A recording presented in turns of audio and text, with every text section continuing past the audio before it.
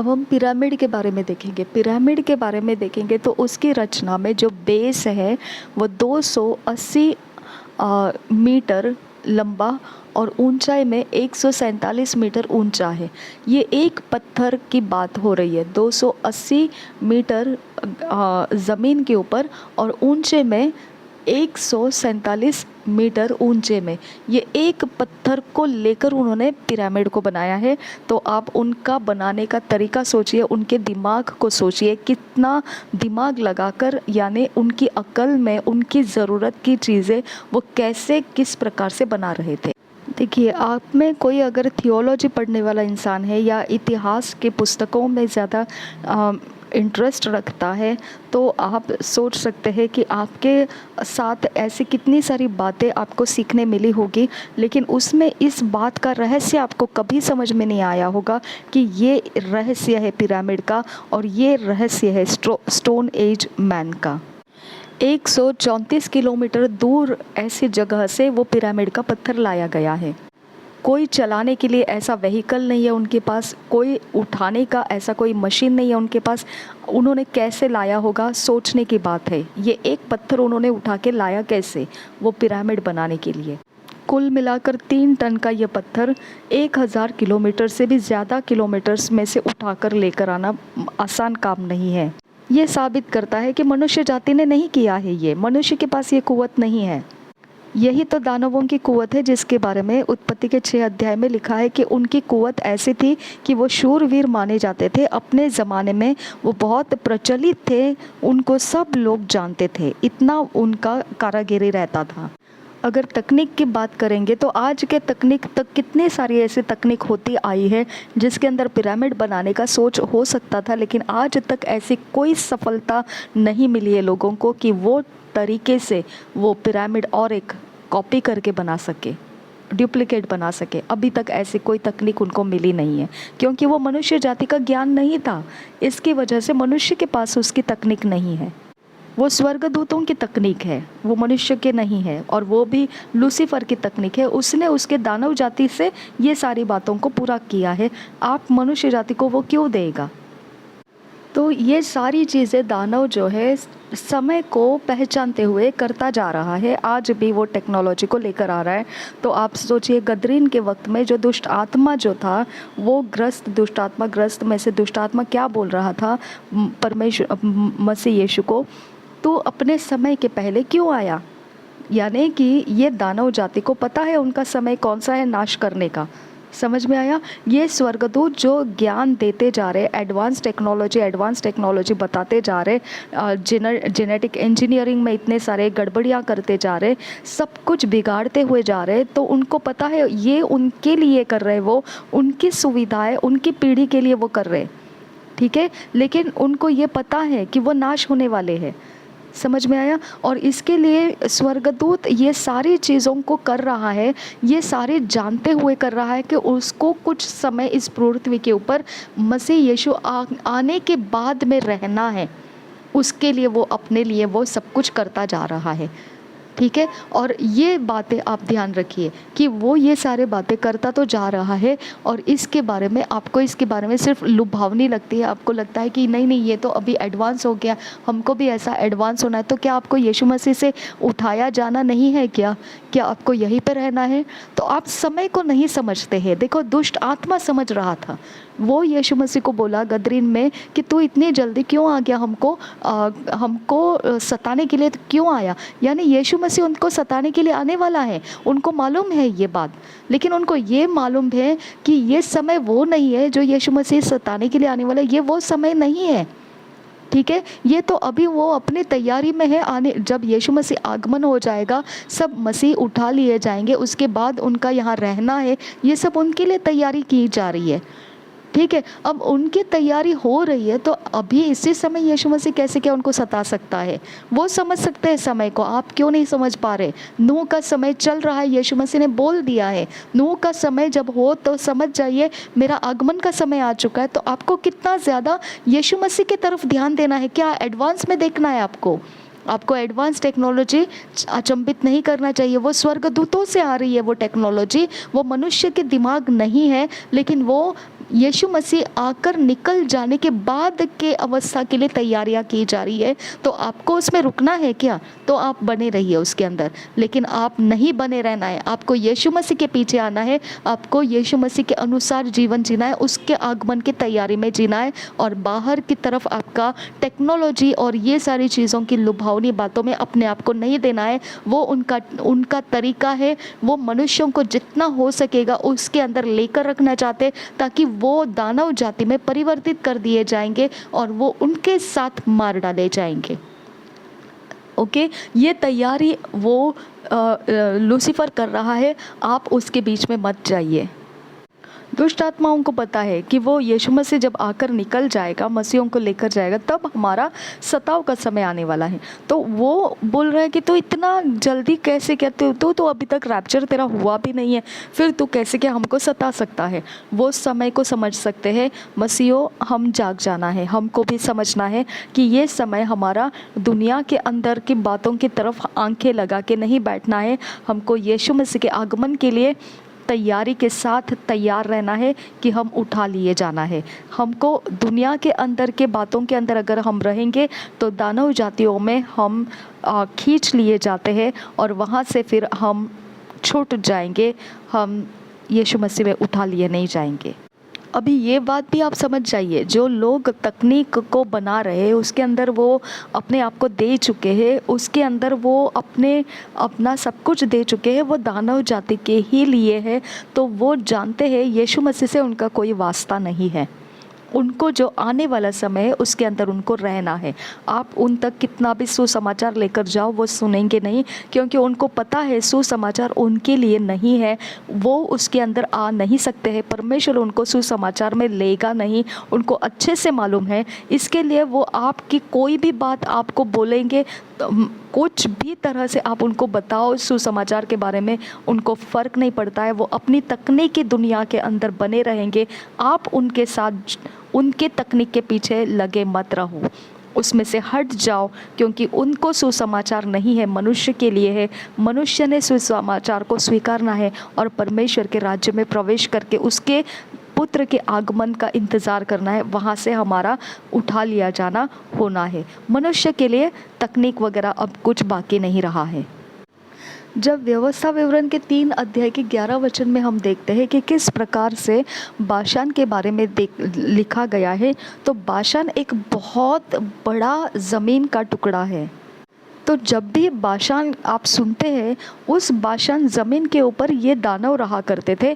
तो हमेशा profit Hubert angel जी कहते हैं कि वो हमेशा सोचते थे बाशान एकमात्र ऐसा इतना बड़ा ज़मीन का टुकड़ा क्यों है इज़राइल के अंदर। तो अब उनको पता चला क्योंकि वहाँ दानव रहा करते थे, इसकी वजह से उनके साइज़ के हिसाब से वो अपनी टेरिटरी को बनाया था, जिसका नाम, वो जगह का नाम, उन्होंने उस जगह का नाम बाइबल में बाशान जो लिखा है वो दानवों का जगह था। तो उनके हिसाब से, उनके साइज़ के हिसाब से, उनके रहन सहन के हिसाब से वो ज़मीन का टुकड़ा था। और बाशान का राजा, ऐसा लिखा है व्यवस्था विवरण के 3 अध्याय के 11 में, बाशान का राजा जो ओग था, तो ओग जो था वो वहाँ उस ज़मीन के ऊपर राज्य कर रहा था, यानी दानवों के बीच में वो बादशाह था। और दानवों के बारे में वहाँ लिखा है जो बची हुई रपाइम जाति थी।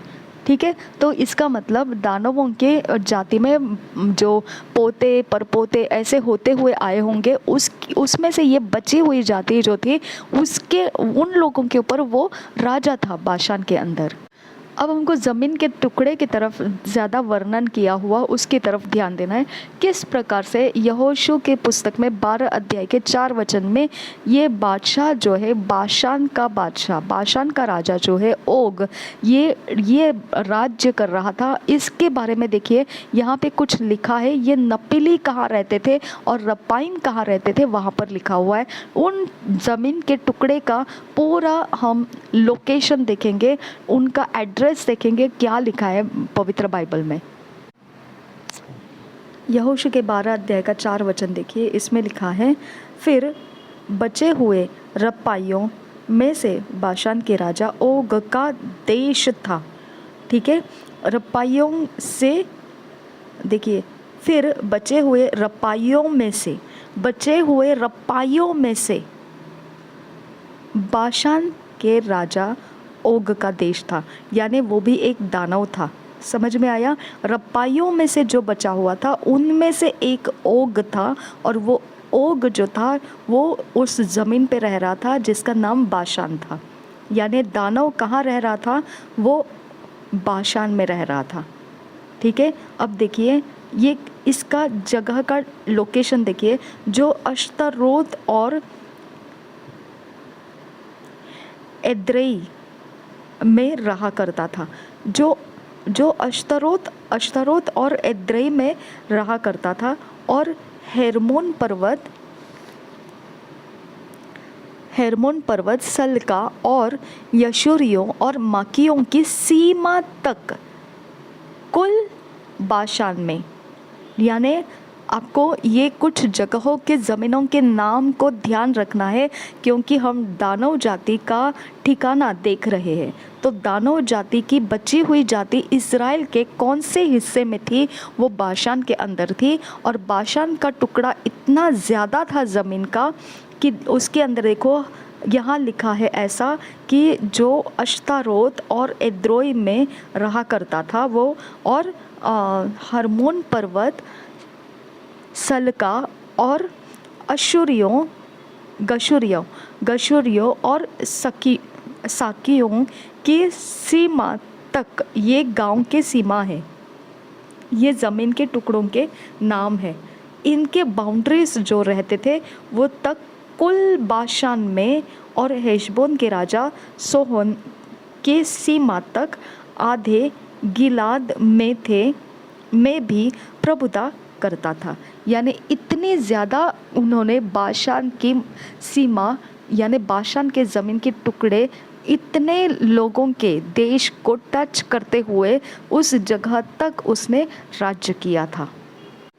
ये ओग के बारे में, जो राजा था उसके बारे में आपको व्यवस्था विवरण के 3 अध्याय के 11 वचन में इंट्रोड्यूस किया, आपको उसकी पहचान करके दी कि यहाँ पे ओग का राजा जो है, बाशान का राजा जो है ओग, उसके बारे में ऐसा लिखा है। और वहाँ रपाइयों की जो चारपाई है वहाँ रह गई थी, उसके कारण समझ में आता है कि वहाँ पर दानव रहा करते थे। ठीक है, यहाँ अब यहोशू में जब आप आते हैं तो अब ये दानवों की ज़मीन जो इज़राइलियों को दे दी गई, तो इस जगह के बारे में 12 अध्याय के 4 वचन में ये ज़मीन का टुकड़ा जो बाशान था, इसके बारे में जानकारी मिल रही है आपको कि ये बाशान जो ज़मीन का टुकड़ा है, ये कितने देशों की सीमाओं को पकड़ कर एक लंबा चौड़ा ऐसा एक ज़मीन का टुकड़ा था, और इतनी जगहों तक वो ओग जो था राज्य कर रहा था।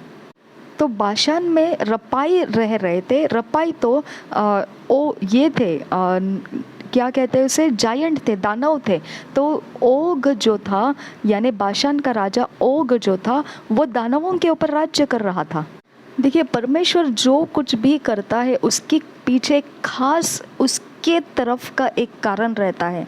वो अगर कहता है कि उसने जगत से ऐसा प्रेम किया है तो उसके पीछे एक खास कारण है।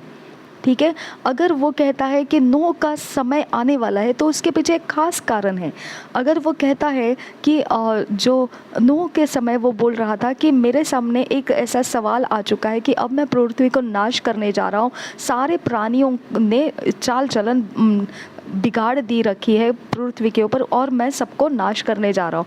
तो इसके पीछे एक कारण है। आपको परमेश्वर को समझना है तो आपको ये बात को ध्यान रखना है, उसने जो भी किया है उसके पीछे उसके पीछे एक कारण है, उसको आप समझना है। ठीक है, आप बस ऊपर ऐसे ही सोच के नहीं ले लेना है कि परमेश्वर ऐसा कैसा खूंखार है क्या, वो जानवरों की तरह ऐसे कैसे कर सकता है, प्राणियों को मार डालता है, मनुष्यों को मार डालता है, ऐसे कैसे कर रहा है ये। नहीं, आप परमेश्वर के बारे में उल्टे सुल्टे ऐसे बातें नहीं करना है, क्योंकि यहाँ पे एक विशेष प्रकार का कुछ कारण था जहाँ पे उसको ऐसे ऐसे काम करना पड़ता था, और ये सारे पवित्र बाइबल में लिखा हुआ है। तो वो हर चीज़ के पीछे वो आपको समझ है तो आपको प्राप्त कीजिए, अगर नहीं है तो उसके बारे में आप बात करना बंद कीजिए, क्योंकि आप नहीं जानते हैं तो आप बात ना करें, उतना अच्छा है। ठीक है।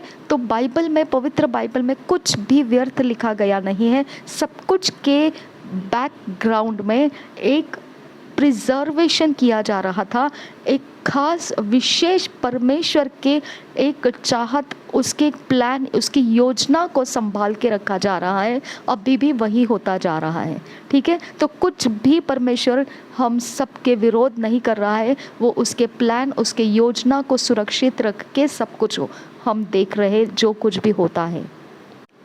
देखिए, प्रभु यीशु मसीह जब क्रूस के ऊपर चढ़ाया जाने वाला था, उसका जो भी सताव होने वाला था उसके बारे में वो बोलता है कि मूसा के पुस्तकों में और भविष्यवाणियों के पुस्तकों में, भविष्यद्वक्ताओं के पुस्तकों में और भजन संहिता में तुमको इसके बारे में लिखा हुआ है। तो ये बातें पूरी होनी है, इसके लिए यीशु मसीह कह रहा था कि उसको क्रूस का सताव सहना है। इसका मतलब भजन संहिता के अंदर भी यीशु मसीह के सताव का वर्णन दिया गया है। भजन संहिता के 22 अध्याय में पढ़ेंगे। अब यहाँ पे आपको बाशान के बारे में सीखने को मिलेगा, ठीक है। तो यीशु मसीह के सताव के अंदर बाशान भी मौजूद था। बाशान ये दानवों की जाति का जगह था और दानवों के जातियों के बीच में वो बाशान का राजा ओग राज्य कर रहा था। समझ में आया? तो उसको जब क्रूस पे चढ़ाया जाने वाला था, उसके बारे में यीशु मसीह ने पहले ही बोल दिया चेलों को कि तुमको मेरे ये क्रूस के ऊपर चढ़ाया जाने का जो भी भविष्यवाणी है वो तुमको मूसा के पुस्तकों में देखने को मिलेगी और तुमको भविष्यद्वक्ताओं के पुस्तकों में देखने मिलेगी और भजन संहिता में भी देखने को मिलेगी। अब हम भजन संहिता में ये बाशान के बारे में देखेंगे। हम देखेंगे बाशान के बारे में क्या लिखा है यहाँ पे। भजन संहिता के 22 अध्याय के 16 वचन में देखो। भजन संहिता के 22 अध्याय का 16 वचन। क्योंकि कुत्तों ने मुझे घेर लिया है, कुकर्मियों की मंडली मेरे चारों ओर मुझे घेरे हुए है, वे मेरे हाथ और मेरे पैर छेदते हैं। तो ये हुआ यीशु मसीह के क्रूस के ऊपर क्या किया जाने वाला था उसके बारे में वर्णन दिया गया है। लेकिन वर्णन के कौन कर रहा है, मतलब कौन यीशु मसीह को इस प्रकार से करने जा रहा था?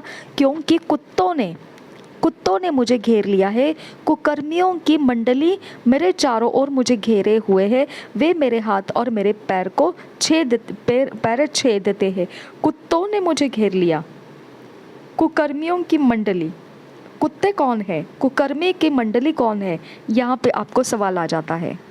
लेकिन ये है वर्णन प्रभु यीशु मसीह के सताव होने के, यीशु मसीह के क्रूस के ऊपर चढ़ाए जाने का ही वर्णन। देखिए, यहाँ पे दाऊद ये भजन संहिता में लिख रहा है। आपको समझ में आना चाहिए दाऊद को परमेश्वर क्या बोला कि दाऊद जो है वो परमेश्वर के हृदय का पीछा करने वाला इंसान था। तो उसके चरित्र का पीछा कर रहा था क्या? नहीं, वो उसके प्लान का पीछा कर रहा था। यानी परमेश्वर का प्लान दाऊद के भजन संहिता में देखने को मिलता है हमको। तो इसके लिए परमेश्वर कह रहा था कि दाऊद मेरे हृदय का पीछा करने वाला इंसान है। तो हमको यीशु मसीह के पीछे चलते वक्त उसके प्लान का पीछा करते हुए चलना है, तब हम पहचाने जाते हैं कि हम यीशु मसीह के चेले हैं। आपको समझ में आया अभी दाऊद को क्यों कहा गया था कि वो मेरे हृदय का पीछा करने वाला इंसान है? क्योंकि वो परमेश्वर के प्लान को जानने लगा था, उसके प्रकाशन उसको प्राप्त होने लगे थे, तभी तो उसने लिखा। तो उस समय कहाँ था क्रूस? नहीं, कुछ भी नहीं था। क्रूस का जो पनिशमेंट था वो दाऊद के ज़माने का नहीं था। हज़ारों साल बाद में क्रूस के ऊपर लोगों को, गुनहगारों को लटकाया जाता था। ये हज़ारों सालों के बाद ऐसा तरीका पनिश करने का, गुनहगारों को सज़ा देने का तरीका, क्रूस के ऊपर सज़ा देने का तरीका हज़ारों साल के बाद आया हुआ तरीका है। वो दाऊद के वक्त का तरीका नहीं था।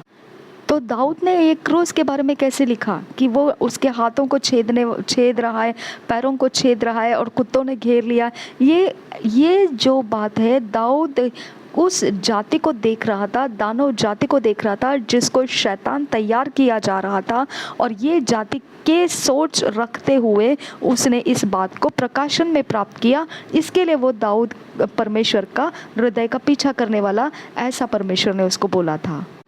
असल में क्रूस के ऊपर चढ़ाने के बाद में यीशु मसीह ने जो कुछ भी बोला है बहुत कम बोला है, ठीक है। उसके बारे में विस्तार से आपको अगर देखना है असल में यीशु मसीह के वो क्रूस के ऊपर क्या क्या वो बोला था, क्या क्या उसके साथ घटनाएं होने वाली थी, तो आपको भविष्यवाणी की पुस्तकों में जाकर देखना चाहिए, क्योंकि वहाँ पे वो लिख चुका है कि परमेश्वर का आत्मा उसके ऊपर था और ये सारी चीज़ें जो होने वाली थी, ये सारी चीज़ें उसने विस्तार करके भविष्यवाणी की पुस्तकों में लिखा हुआ है। और जब नए नियम में हम देखते हैं कि वो क्रूस के ऊपर जितना बोला था, क्रूस के ऊपर मरते वक्त उसने जितने शब्दों को बोला था, वो तो बस उन सारे भविष्यवाणियों को निकाल के उसके अंदर से एक महत्व का मतलब उसने एक छोटा सा भाग उसका बना के बोल दिया कि बस इतना कुछ ऐसा बोल दिया और उसी को लेकर हम प्रचारों में इस्तेमाल करते हैं। लेकिन वो छोटा सा भाग सिर्फ उसको इकट्ठा करके एक बना के उसने बोल दिया। लेकिन इसके बारे में आपकी जिम्मेदारी बनती है, आप जाओ मूसा के बारे में देखो, मूसा के किताबों में क्या लिखा है यीशु मसीह के क्रूस के बारे में। मसीही हो आप, आपको जानकारी निकालना है। उसने तो क्रूस के ऊपर बोला हुआ बात प्रचार में लोग बोलते आपको मालूम पड़ा, लेकिन चेलों को बताते समय उसने बोला मूसा की पुस्तक में जाकर देखो, उसने बोला भविष्यवाणी के पुस्तकों में जाके देखो, उसने बोला भजन संहिता के पुस्तक में जाके देखो, उसमें सब मेरा क्रूस के ऊपर चढ़ाया जाना है, इसकी भविष्यवाणी इसके बारे में लिखा हुआ है। तो आपको किधर देखना है? नए नियम में नहीं, वहाँ उसने बहुत कम बोला है, लेकिन आपको पूरी जानकारी निकालना है। मूसा की पुस्तक की अभ्यास करो, ठीक है। आप मसीही हो उसकी अभ्यास करो, भविष्यवाणी के पुस्तकों में से ढूंढ के निकालो क्या क्या बोला था यीशु मसीह के क्रूस के बारे में, ठीक है। और ये देखिए यहाँ पे यीशु मसीह क्रूस पे चढ़ाया जाएगा, ऐसी अवस्था के क्रूस के पनिशमेंट्स भी नहीं थे उन लोगों के ज़माने में, ये नहीं था, तब भी उनके ऊपर ये परमेश्वर के प्रकाशन आए हुए थे। आपको कितना अचंभित करना चाहिए। आज के डिजिटल टेक्नोलॉजी और एडवांस टेक्नोलॉजी और फैशन ट्रेंड्स और मेकअप के सामान, ये सारे आपके दिलो दिमाग को खींचते हैं। ये सारी बातें क्यों नहीं खींचते हैं आपको कि यीशु मसीह का क्रूस के ऊपर जो हुआ था उसको यीशु मसीह खुद मुंह से बोल रहा है। मूसा के किताबों में मिलेगा, भविष्यवाणी के किताबों में मिलेगा, और तुमको ये सारी बातें भजन संहिता में मिलेगा। इधर तुम्हारा दिमाग क्यों नहीं जाता है? तुम्हारा दिमाग बाकी बातों में क्यों जाता है? लंबे लंबे पढ़ाई करने में जाता है, बहुत बड़ी बड़ी डिग्रियां लेने के लिए जाता है, यहाँ घूमना है, वहाँ जाना है, ये कमाना है, वो कमाना है। क्या मिलेगा उसके अंदर से? वो शैतान के आने का तैयारी किया जा रहा है, मसीह विरोधी आने का तैयारी किया जा रहा है। क्या तुमको उसके साथ बैठना है? यहाँ पे दिमाग सोच कर देखिए आपको कहाँ पे आप अपना समय को लगा रहे हो। यीशु मसीह ने कहा नूह का समय जब होगा तब समझ जाइए मेरा आने का समय हो चुका है। आप निर्बुद्धि की तरह बैठे हो दुनिया के चकाचौंध के बीच में। समझ में आया? तो आप इस प्रकार के जब होते हैं तो आपको ज्ञान की कमी है, इसके लिए आप ऐसे रहे। अब तो ज्ञान प्राप्त हो चुका है आपको, अब आप निर्दोष नहीं ठहरेंगे। आपको अपनी जिम्मेदारी उठाना है, आपको अपने आप को यीशु मसीह के पीछे चलाना है और पवित्रता और निर्दोषता के साथ अपने जीवन को बनाए रखना है और परमेश्वर के लिए तैयार रहना है। उसके आगमन की तरफ वचन के द्वारा उसके सामर्थ्य से चलते हुए आपको बने रहना है, ठीक है। तो ये बातें आपको समझ में आना चाहिए कि दाऊद के इस भजन संहिता के 22 अध्याय के इस वचन में आपने देखा, क्या देखा आपने 16 वचन में? यीशु मसीह के क्रूस के ऊपर उसका क्या किया जाने वाला है? कुत्तों के द्वारा घेरा गया है वो। और कौन सी मंडली? यहाँ पे उस मंडली का भी वर्णन किया है, वो तरह से उसके बारे में लिखा है। तो पता है आपको वो कुत्ते कौन है? पता है आपको वो मंडलियाँ कौन है? यही बात आपको समझना है, ये दानव जाति थी। अब आपको और एक बात याद दिला देता हूँ। प्रॉफेट ह्यूबर्ट एंजल जी बोलते हैं देखो गदरीन का दुष्ट आत्मा समझ गया था कि उसके सताने का समय आने वाला है, अभी वो समय नहीं है, ठीक है। यानी अगर आप यीशु मसीह के द्वारा उठा लिए नहीं गए तो वो सताव का समय में आपको यहाँ रुकना पड़ेगा। आपको समझ में आया? वो बहुत अच्छा समय नहीं, वो सताव का है जिसको दुष्ट आत्मा खुद भी उसके बारे में चिंता करती है, उसके बारे में उसको भी तकलीफ़ है। समझ में आया? और वो बोल रही है ठीक है तू अभी क्यों आया सताने के लिए? हमको पता है हमारा सताव तेरा जो आगमन होने वाला है पुनरुत्थान के बाद में, उस आगमन के बाद में हमारा सताव शुरू होने वाला है। तो उस समय तू क्यों, उसके पहले तू हमको क्यों सताने आया? तो आपको समझ में आ रहा है? अगर आप ये बात को नहीं समझ रहे तो इससे ज़्यादा आपको कोई समझा नहीं सकता है। आपको यीशु मसीह के बाद के समय के लिए रुकना है या आपको यीशु मसीह के साथ उठा लिए जाना है। उसके बाद का समय सताव का समय रहने वाला है और वो भयानक सताव रहेगा। वो सताव का समय बर्दाश्त के बाहर का समय रहेगा, क्योंकि वहाँ यीशु मसीह कंप्लीटली एब्सेंट रहेगा, पवित्र आत्मा कंप्लीटली एब्सेंट रहेगा। वहाँ आप ये दुनिया के अंदर की दया का, जो करुणा का अवस्था आज आपको देखने मिलता है, वो समय में आपको ये कुछ भी नहीं मिलेगा, क्योंकि ये सब कुछ परमेश्वर का कैरेक्टर है। जो आज आपको सहनशील हो रहे हैं आप, ये परमेश्वर का कैरेक्टर है। इसके अंदर आपको भलाइयाँ देखने को मिल रही है, लेकिन यीशु मसीह आकर निकल जाने के बाद में वो कैरेक्टर ख़त्म हो जाएगा और जितनी दुष्टता आप नहीं समझ सकते हैं, देखी नहीं है, अभी के दुनिया में देखकर आप इतने विचलित होते हैं, तो आप समझिए यीशु मसीह आकर निकल जाने के बाद में वो दुष्टता का ही राज्य रहने वाला है। और उसी की तैयारी में सारी टेक्नोलॉजी चलाई जा रही है, उसी के तरीके में मनुष्यों को ढला जा रहा है, तैयार किया जा रहा है। आप उसके अंदर उनकी जाति बन के रहना चाहते हो या आप यीशु मसीह में उठा लिया जाना चाहते हो? क्योंकि उसके बाद मनुष्य नहीं रहेगा, वो दानव जाति रहेंगे और दानव जाति यीशु मसीह को गालियाँ देंगे, यीशु मसीह को उद्धारकर्ता नहीं मानेंगे, यीशु मसीह के बारे में इतना वो कड़वाहट पैदा उनके अंदर हो जाएगा। चाहे आप मसीह है और फिर आप अगर उठा लिए नहीं गए यीशु मसीह के आगमन में, तो उसके बाद आप यीशु मसीह के रह भी नहीं सकते। इतनी भयंकर अवस्था उस समय की रहने वाली है।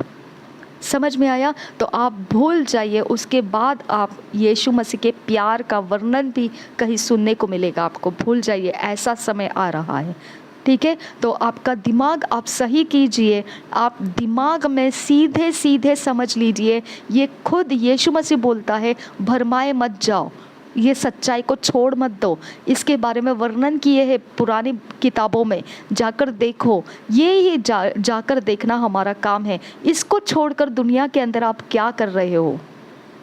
शादियाँ करना चाहते, शादियों में देना चाहते, लोगों के बीच में आप शादियों को ढूंढने के लिए जाते।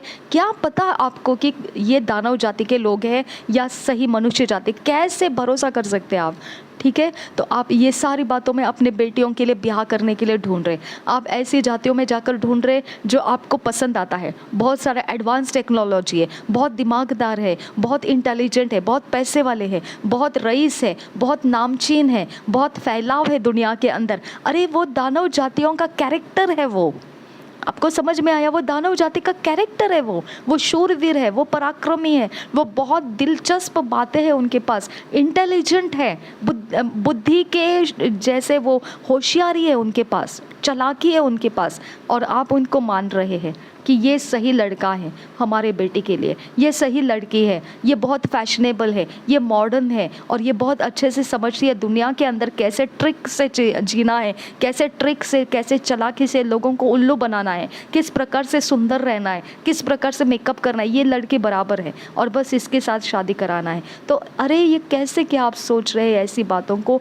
ये सब कुछ शैतान का चालाकियाँ हैं जो उसके आने वाले मसीह विरोधी के समय के लिए तैयारी कर रहा है। मनुष्यों के लिए वो चाल चलन तैयार करके दे रहा है। आपको उस तरीके से वो फैशन के कपड़े दिखाता है कि आधे नंगे हो जाओ, आधे ऊपर चढ़ा लो कपड़े, आधे खोल के रखो कपड़े। ये तो सारा उसका काम है। वो आपको उस तरीके की दुनिया में ढलता जा रहा है, आप उसमें ढलने की कोशिश क्यों करते हैं?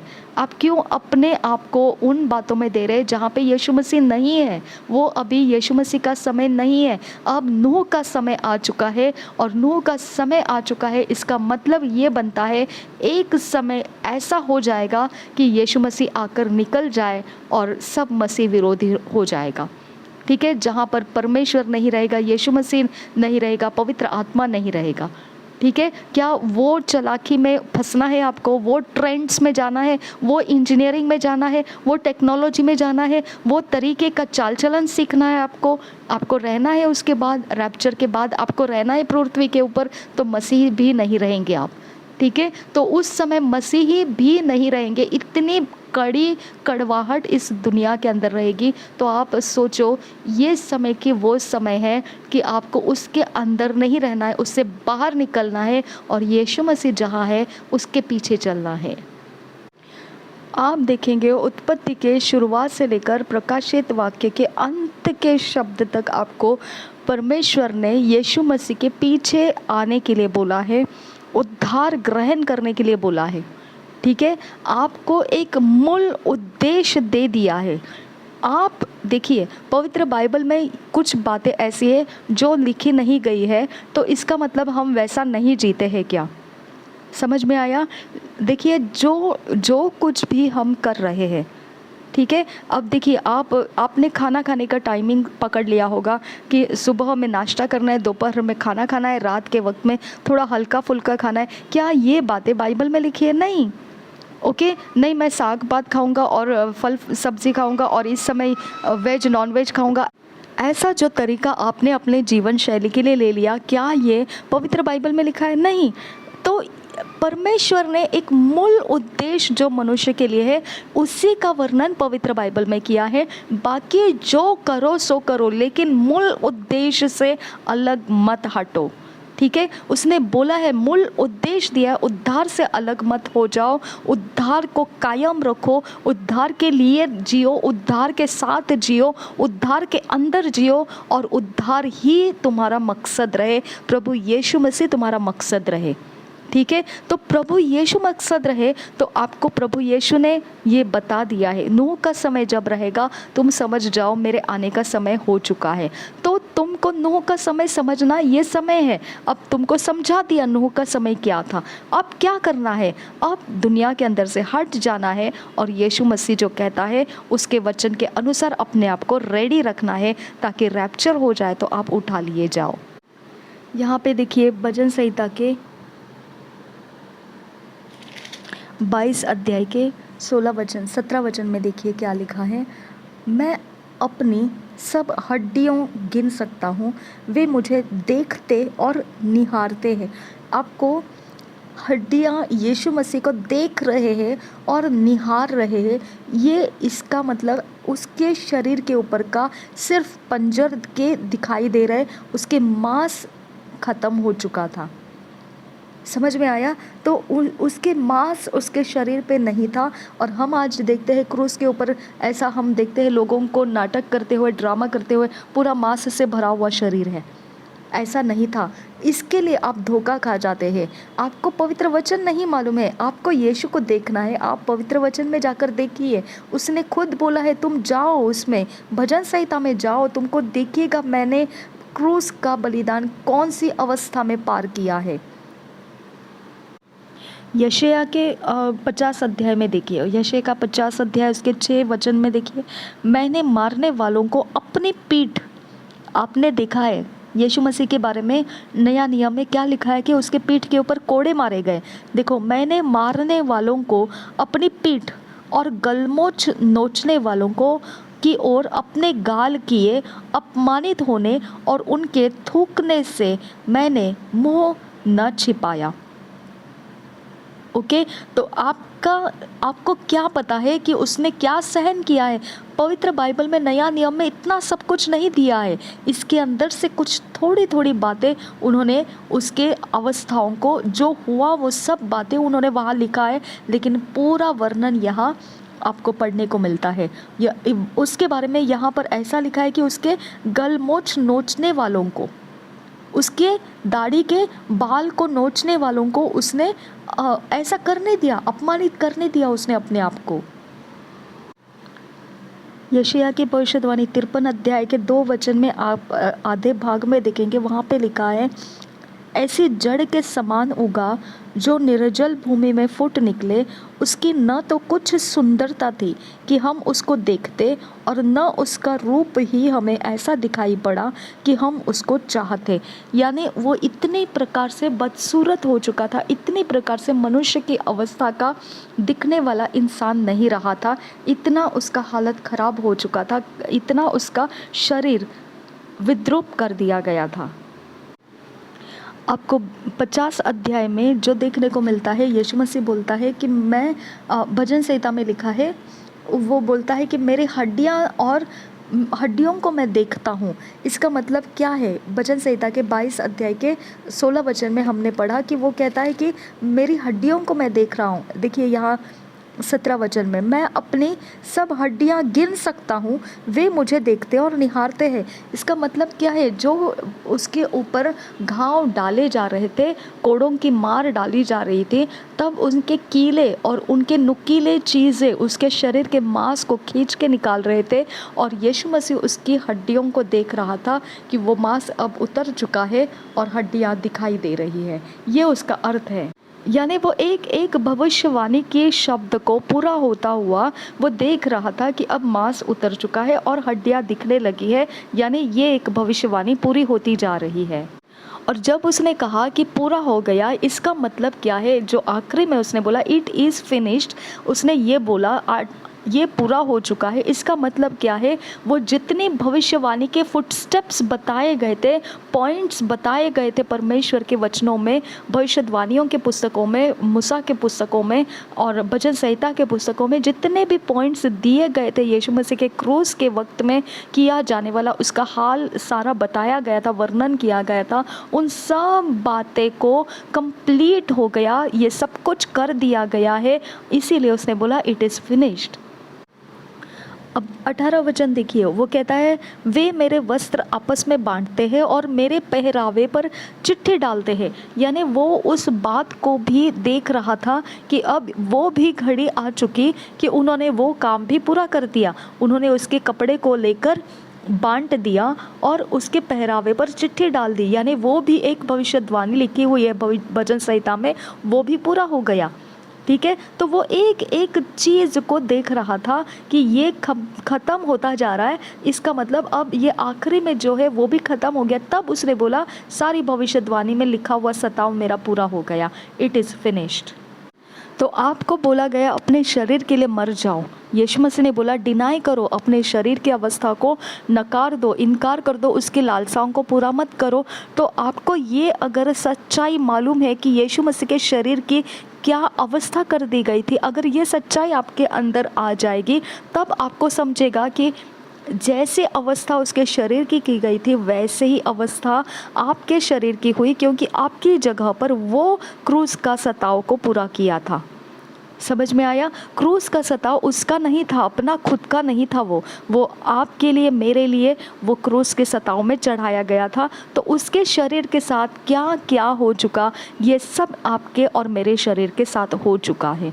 ये अगर जानकारी, सच्चाई को हम गले लगाएंगे, ये कारण बनता है हमारी लालसाएं मर जाती है, हमारी लालसाएं ख़त्म हो जाती है। लेकिन हम इसे गले नहीं लगाते हैं, हमारी लालसाएं उबलते रहती है, क्योंकि सच्चाई हम पकड़ते नहीं हैं। सच्चाई को पकड़ेंगे तो अपने शरीर की अवस्था में ये वचन काम करते हैं, और लालसाएं इस वचनों को टक्कर नहीं दे पाती है, क्योंकि ये वचन उस लालसाओं का जवाब है। देखो यीशु मसीह बोलता है मेरी आंखें मेरी हड्डियों को देख रही है, निहार रही है, मेरी हड्डियाँ मुझे देख रही है।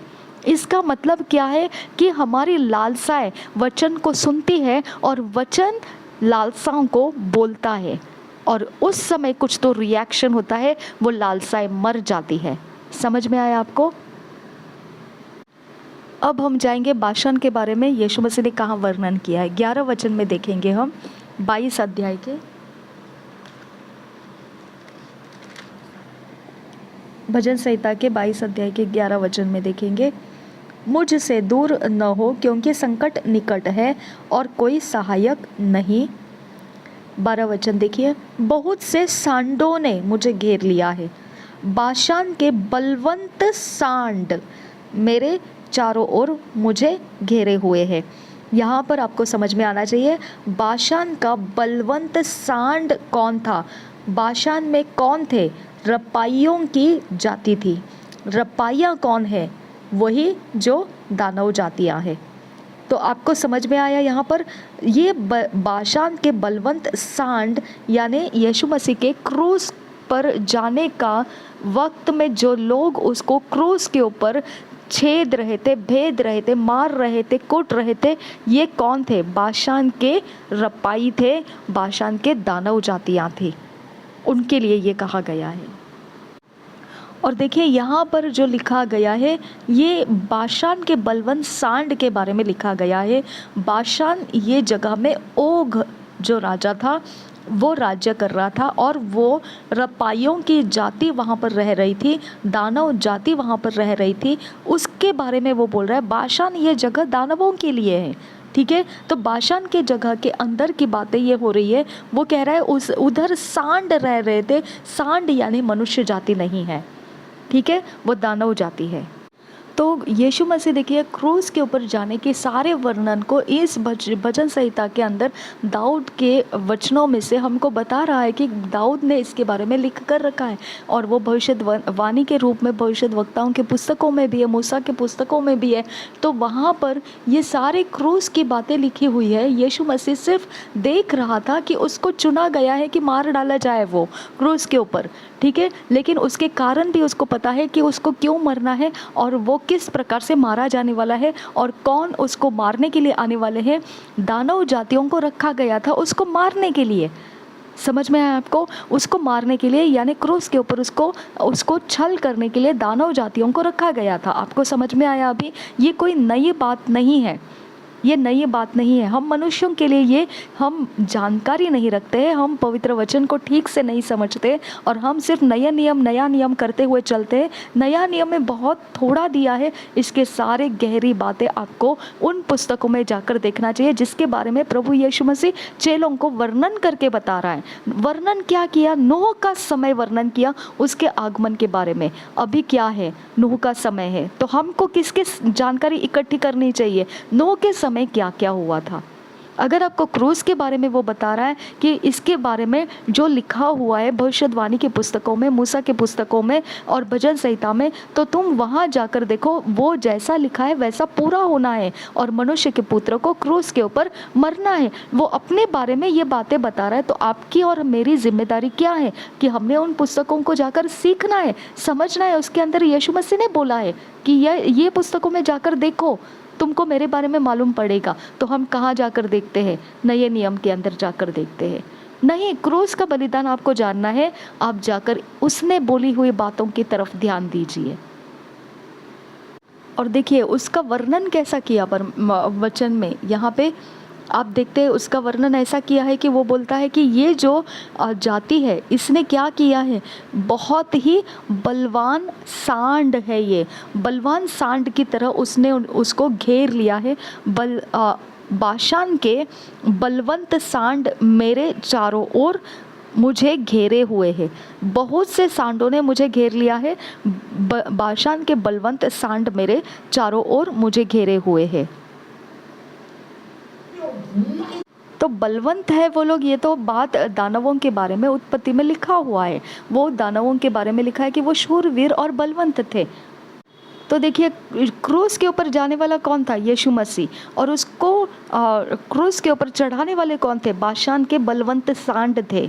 समझ में आया? यानी दानव जातियाँ थी वो। इसके लिए यीशु मसीह ने उन लोगों को बोला तुम अब्राहम के पुत्र नहीं हो, ठीक है, तुम अब्राहम के बीज नहीं हो, इसके लिए तुम मुझे कहाँ पर चढ़ा रहे हो? क्रूस के ऊपर चढ़ा रहे हो। अगर तुम अब्राहम के बीज होते तो तुमने मुझे मारने के पीछे नहीं लगे होते। अब समझ में आया आपको? क्योंकि इसका वर्णन दिया गया था क्रूस के ऊपर कौन चढ़ाएगा यीशु मसीह को? बाशान के सांड यानी दानव जाति चढ़ाने वाले। तो वो यहूदी तो दिख रहे थे लेकिन असल में उनकी जाति कौन थे? दानव जाति थी वो। और देखिए प्रभु यीशु अपने मुंह से कबूल कर रहा है कि वो बलवंत सांड है। यानी देखिए यीशु मसीह को, मनुष्य जाति को बलवंत सांड क्रूस के ऊपर चढ़ा रहे। समझ में आया आपको? यानी यीशु मसीह उनका वर्णन बलवंत के हिसाब से कर रहा है। आपको समझा, वो बलवंत के हिसाब से कर रहा है, वो साधारण मनुष्य के हिसाब से नहीं कर रहा है वो। तो वो जानते थे, बिल्कुल वो जानते थे, जो यहूदी थे वो जानते थे कि यीशु मसीह उनको क्यों कह रहा है कि वो अब्राहम के संतान नहीं है। उन्होंने अंदाज भी पकड़ लिया था यीशु मसीह के बोलने का। क्या तो इसीलिए कह रहा है कि तो हम लोग अब्राहम के संतान नहीं है कि हमारा पिता अलग हो गया है, तो हमारा एक ही पिता है, वो है परमेश्वर। ठीक है, तो वो परमेश्वर से ही है। तो इस प्रकार से वो अपने आप को डिफेंस कर रहे थे, लेकिन यीशु मसीह ने बोला नहीं, तुम भ्रष्ट हो चुके हैं, तुम स्वर्गदूतों से बनाए गए दानव जाति हो और तुम ही लोग मुझे मारने वाले हो। तुम्हारे बारे में ही भविष्यवाणी के पुस्तकों में लिखा गया है और मेरे लिए तुमको ही ठहराया गया है। समझ में आया? लेकिन यहूदी लोग अपने आप को छुपाने की कोशिश कर रहे थे। ओके, तो इस प्रकार से यीशु मसीह के क्रूस का पूरा होना, फिर वो आखिरी में बोलता है इट इज़ फिनिश्ड, यानी जो काम दानवों को दिया था वो पूरा हो गया है। तो अभी आपको सच्चा मसीह पहचाना बहुत आसान है। देखिए, दानवों का प्रभु यीशु ने सीधा सीधा पर्दाफाश कर दिया। अगर वो दानव नहीं होते तो अब्राहम की संतान अगर सच्ची में शुद्ध अब्राहम की संतान रहती तो फिर वो यीशु मसीह को गले लगाते, क्योंकि अब्राहम ने यीशु मसीह में आनंद किया था। ठीक है, आपकी तरक्की, आप अगर तरक्की कर रहे हैं, आप परमेश्वर में बढ़ रहे हैं, आपका आनंद मनाने वाला मसीह अगर है तो वो सच्चा मसीह है। लेकिन आपकी तरक्की, आपकी उन्नति का जलन करने वाला इंसान है, वो सच्चा मसीह नहीं, वो भ्रष्ट हो चुका है, वो दानव जातियों के कैरेक्टर में भ्रष्ट हो चुका है। ठीक है, उसने बुरे कैरेक्टर को अपना लिया है। वो जानते हुए मसीह तो दिखता है, लेकिन वो अपने चरित्र में वो मसीही नहीं है। तो इसका फर्क करना किसकी जिम्मेदारी है? आपकी और हमारी है। समझ में आया? तो कलीसिया के अंदर भी ये लोग मौजूद है, ये मसीह के नाम से, जैसे यहूदी बोलते हुए वो इज़राइल में मौजूद थे और वो बोल रहे हैं हम अब्राहम के संतान हैं, तो क्यों हमको ऐसा बोल रहा है? सर्प के पिलो क्यों कह रहा है? हमारा पिता अब्राहम नहीं है, ऐसा क्यों बोल रहा है? तो हमें झूठ का पिता क्यों शैतान के संतान क्यों कह रहा है? तो कितनी सारी बातों के ऊपर उन्होंने विवाद छेड़ा था। हर एक विवाद का जवाब यीशु मसीह ने दिया, सीधा जवाब दिया कि तुमको परमेश्वर से प्रेम नहीं है। अगर तुमको परमेश्वर से प्रेम होता तो तुम्हारे अंदर मेरी बातों के लिए जगह होती थी। इसके लिए कुछ लोग ऐसे हैं, मसीह है लेकिन उनको आपकी तरक्की के लिए जगह नहीं है, आपसे जलन करते हैं, आपको पीछे हटाने की कोशिश करते हैं, आपसे आगे जाने की कोशिश करते हैं, आपकी जगह को वो लूटना चाहते हैं, आपका जो तरक्की है, आपकी जो ब्लेसिंग्स है उसको छीनना चाहते हैं, आपके ऊपर उपद्रव करके आपको भगाना चाहते हैं। समझ में आया? ये सब क्यों करते हैं लोग ऐसा? वो भ्रष्ट चाल चलन को सीख लिए हैं। उसके अंदर का ये चाल चलन कहाँ से आ गया? निश्चित है वो भ्रष्ट दुष्ट आत्माओं के द्वारा वो चाल चलन सिखाते हैं, उनको आत्माओं में से सीखने को मिलता है और वो आत्माओं से सीखने के बाद में वो मसीह के साथ वैसा ही व्यवहार करते हैं और आप उनसे बच के रहना है। समझ में आया? आपको उनसे बच के रहना है, क्योंकि ये सारी जाति चर्च के अंदर भी, कलीसिया के अंदर भी घुस चुकी है और ये चरित्र ही उनकी पहचान है। ओके, ये चरित्र उनकी पहचान है। आपको समझ जाना है, ये चरित्र उनकी पहचान है। इसके लिए यीशु मसीह ने कहा तुम फलों से पहचानोगे मेरा चेला कौन है और मेरा चेला कौन नहीं है। ठीक है, तो उनके चरित्र से, उनके कामों से तुम पहचानोगे, उनके चुनाव से तुम पहचानोगे, उनके सोच से, उनके बातों से तुम पहचानोगे कि ये सच्चा मसीह है या नहीं है। दूसरे कुरिन्थियों के 2 अध्याय के 8 वचन में देखिए क्या लिखा है। उसके बारे में लिखा है कि जिन्होंने क्रूस के ऊपर यीशु मसीह को चढ़ाया, उन्हीं यहूदियों को अब ये पौलुस जो है वो सामना कर रहा है और उनको बोलता है, उनको सुसमाचार में बोलता है, इस कारण मैं तुमसे विनती करता हूँ कि उसको अपने प्रेम का प्रमाण दो। दूसरे कुरिन्थियों नहीं, पहले कुरिन्थियों के 2 अध्याय का 8 वचन है। ठीक है, पहले कुरिन्थियों के 2 अध्याय का 8 वचन, जिसे इस संसार के हकीमों में से किसी ने नहीं जाना। देखिए, अब आपको दानव जाति को पहचानना आसान हो जाएगा। ठीक है, यहाँ पे क्या लिखा है? जिसे इस संसार के हकीमों में से किसी ने नहीं जाना, क्योंकि यदि वे जानते तो तेजोमय प्रभु को क्रूस पर न चढ़ाते। परंतु जैसा लिखा है, जो बातें आँख ने नहीं देखी और कान ने नहीं सुनी और जो बातें मनुष्य के चित्त में नहीं चढ़ी, वे ही है जो परमेश्वर ने अपने प्रेम रखने वालों के लिए तैयार की है। देखिए यहाँ पे आपको संसार के अंदर दानव जाति जो हकीम बने बैठे हैं, दानव जातियों ने यीशु मसीह को क्रूस के ऊपर चढ़ाया। तो यीशु मसीह के जन्म के वक्त तक का समय जो था, उस समय तक आपको दानव जाति का सामना करते हुए लोग आए थे। आपको मालूम पड़ना चाहिए यीशु मसीह ने भी उसका सामना किया, यूहन्ना बपतिस्मा ने भी उसका सामना किया, और आप और हम भी उसका सामना करने के लिए अभी भी वो दानव जातियाँ मौजूद है। ये बात आपको समझ में आना चाहिए। देखिए अगर आप यहूदियों की बातों को देखेंगे, उन्होंने क्या फैसला किया था कि चलो हम यीशु मसीह को मार डालें, ठीक है। लेकिन यीशु मसीह के बारे में भविष्यद्वक्ताओं के द्वारा, भजन संहिता के द्वारा और मूसा के द्वारा कितने सारी बातें पहले लिख चुकी है कि वो इस प्रकार से क्रूस के ऊपर मारा जाएगा। तो यीशु मसीह तो असाइनमेंट लेकर आया था उसके ऊपर, तो वो उसी बात को लेकर वो पृथ्वी के ऊपर आया था कि वो क्रूस के ऊपर मारा जाने वाला है, ठीक है। तो वो चेलों को भी वही बोल रहा था कि तुम जाके पढ़ो उन सारी पुस्तकों में मेरे बारे में किस प्रकार से क्रूस के ऊपर जाना है, मुझे उसके बारे में सब लिखा हुआ है, ठीक है। तो वो तो पहले से तैयार था, उसको पता है क्या क्या पूरा होता जा रहा है। लेकिन देखिए यहूदी जो थे, जनजाति जो थी, जो उसको मारने की सोच रही थी, वो क्या बोल रहे, चलो हम इसके लिए योजना बनाए, युक्ति बनाए इसको मार डालने के लिए। यानी यीशु मसीह को तो उसके मृत्यु का पता था, लेकिन ये बातें दानव जातियों को नहीं मालूम था कि किस प्रकार से उसका अंत होने वाला है, और उसको मारने के लिए उनको योजना बनानी पड़ी, उनको युक्ति बनाना पड़ा, और वो सारी युक्तियाँ पहले ही से पवित्र बाइबल में लिखी हुई थी। देखिए अगर यीशु मसीह को पहले से ही मरने के लिए ही भेजा गया था, वो जानता था इस बात को, उसको कौन मार सकता है फिर, क्योंकि उसका मकसद ही मरना था। तो उसको कौन मार सकता है, कोई नहीं मार सकता है। उसको मकसद के साथ भेजा था कि तुझे मार डालना है और तुझे तीसरे दिन जिलाना जाना है, तो कोई भी उसको मार नहीं सकता है, कोई भी नहीं, क्योंकि उसको उद्देश्य ही मरने के लिए दिया था और उसके बाद उसको जिलाना था। देखिए जब यीशु मसीह गलीली के सागर के यहाँ पे था, उस झील के किनारे था, उस समय में गलीली की जो झील थी वहाँ पर वो था।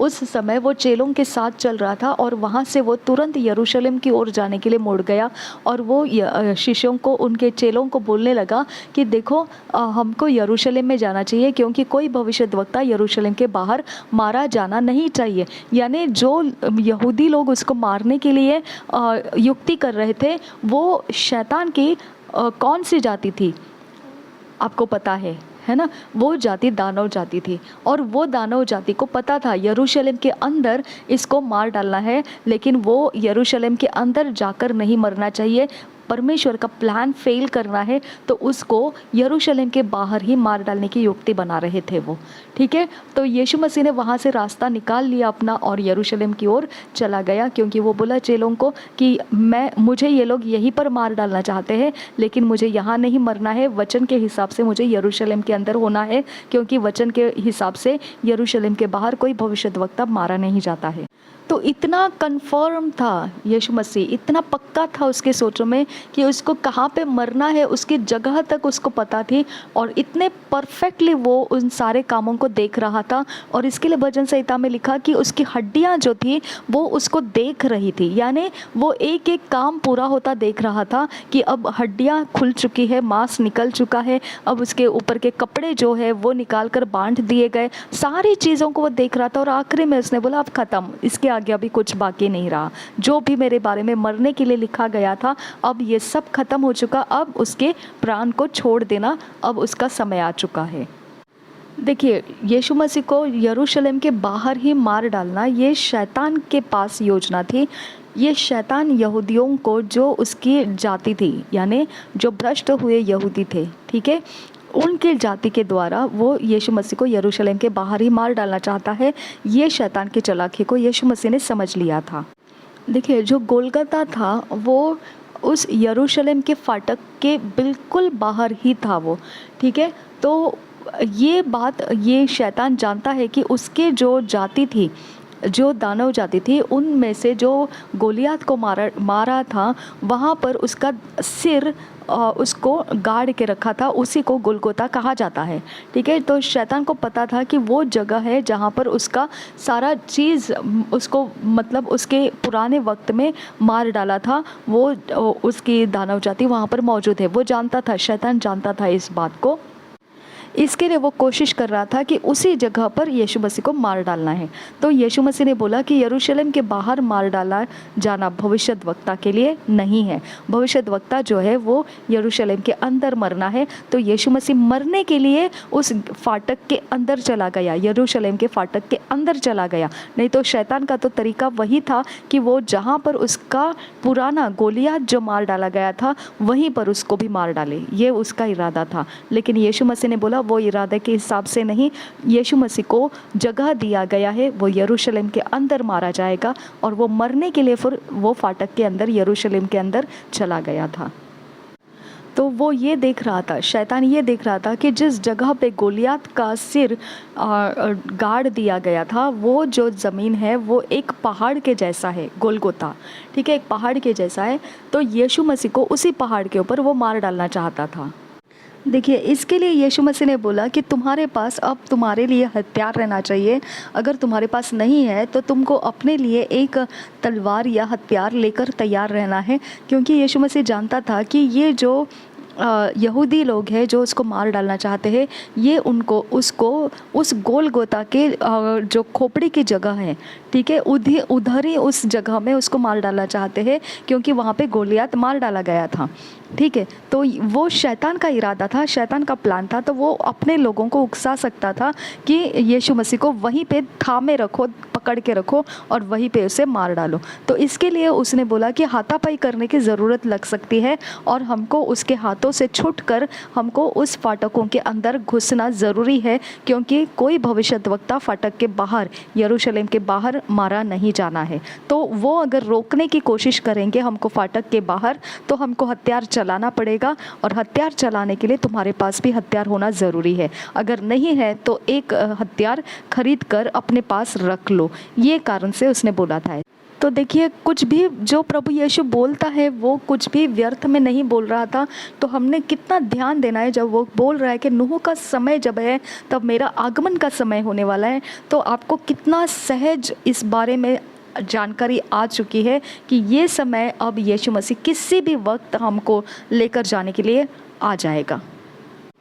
और आप एक बात को गौर कीजिए, जब यीशु मसीह क्रूस के ऊपर चढ़ाया गया था, क्या क्या बोल रहा था वो सारी बातें आपको भविष्यवाणी की पुस्तकों में, भजन संहिता में डिक्टो वैसे ही बोलता हुआ वो आपको उसी संदर्भ का शब्द यीशु मसीह भी क्रूस के ऊपर चढ़ाया जाते वक्त बोल रहा था।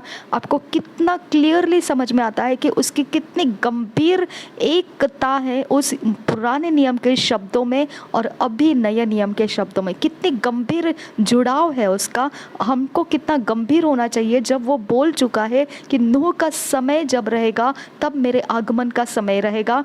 तो आप समझ जाइए कितनी गंभीर इसके अंदर एकता है वो शब्दों के अंदर, क्योंकि ये वो समय है जो उसने खुद अपने मुंह से बोला है। इसमें कोई शक करने की बात, गुंजाइश नहीं रहती है। उसने क्रूस के ऊपर क्या क्या बोला था वो सारी बातें पुराने नियम में से उठा के उसने बोली है। इतना उसने अपने शब्दों को एकता के साथ जोड़कर रखा पुराने नियम और नए नियम में। तो आप सोचिए, ये नूह का समय की बात भी वैसे ही है। उसने गंभीर और एकता के रूप में उसको बोला हुआ है। उसके बारे में आपने ज़रा भी नज़रअंदाज नहीं करना है, हल्का नहीं लेना है और पूरी तरह से तैयार रहना है प्रभु यीशु मसीह के आगमन में उठा लिए जाने के लिए। अब देखिए, भजन संहिता के 16 अध्याय के 10 वचन में देखिए, यीशु मसीह के क्रूस के बाद के वक्त के लिए क्या लिखा है। क्योंकि तू मेरे प्राण को अधोलोक में न छोड़ेगा, न अपने पवित्र भक्त को सड़ने देगा। ठीक है, तू मेरे प्राण को अधोलोक में न छोड़ेगा, यानी वो मरने के बाद उसका प्राण जो था वो अधोलोक में चला गया था। और वहाँ पे उसमें उसको रहना नहीं था, उसको वहाँ से निकाला जाएगा। ये बात भविष्यवाणी के रूप में भजन संहिता में दाऊद ने लिख के रखा है। और यहाँ लिखा है, न अपने पवित्र भक्त को सड़ने देगा, यानी वो कब्र में उसका शरीर पड़ा नहीं रहेगा और उसका प्राण अधोलोक में पड़ा नहीं रहेगा। अब देखिए, ऐसे ऐसे प्रकाशनों को दाऊद प्राप्त करता जा रहा था। ये प्राप्त करना आसान चीज़ नहीं था। हज़ारों हज़ारों साल पहले की बातें वो लिख के रख रहा है और उसको हम देख रहे हैं कि यीशु मसीह के आने के बाद में वही वैसा ही हो रहा है और वैसा ही लिखी हुई बात के अनुसार उसका क्रूस का बलिदान हुआ है। तो आपको समझ में आना चाहिए कि परमेश्वर के पीछे, परमेश्वर का हृदय का पीछा करने वाला इंसान परमेश्वर ने दाऊद को क्यों बोला? क्योंकि परमेश्वर के प्रकाशनों का उसके ऊपर बारिश की तरह परमेश्वर के प्रकाशन उसके ऊपर आ रहे थे। वही प्रकाशनों को लेकर वो अपने ज़िंदगी में परमेश्वर को समझता हुआ जा रहा था। वो उसको पता भी नहीं है ये समय कब आने वाला है, यीशु मसीह का क्रूस का बलिदान कब होने वाला है, लेकिन बस वो परमेश्वर के प्रकाशनों को लेकर बस लिखता जा रहा था और आगे जा रहा था। वो उसके लिए डाउट नहीं कर रहा था, उसके बारे में शक नहीं कर रहा था कि ये सारी क्या चीज़ है, ये मेरे ऊपर क्यों आ रही, ये मुझे क्यों समझ में आ रहा है। उसने शक नहीं किया, उसने लिया, लिखा और हमारे लिए वो इस्तेमाल हो गया।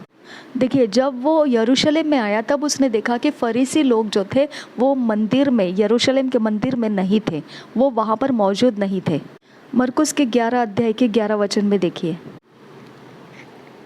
मरकुस रचित सुसमाचार 11 अध्याय का 11 वचन, वह यरूशलेम पहुंचकर मंदिर में आया और चारों ओर सब वस्तुओं को देखकर बारहों के साथ बैतनिय्याह गया, क्योंकि सांझ हो गई थी।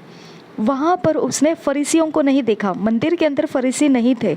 ओके, तो उसने सब कुछ देखा वहाँ पर, लेकिन वहाँ पर वो फरीसी वगैरह कोई भी नहीं थे। और उसने देखा कि अपने 12 चेलों के साथ फिर वो बैतनिय्याह को चला गया। अब वो मंदिर में जाने की क्या ज़रूरत थी और उसने मंदिर में सब जगह में देखने की क्या ज़रूरत थी?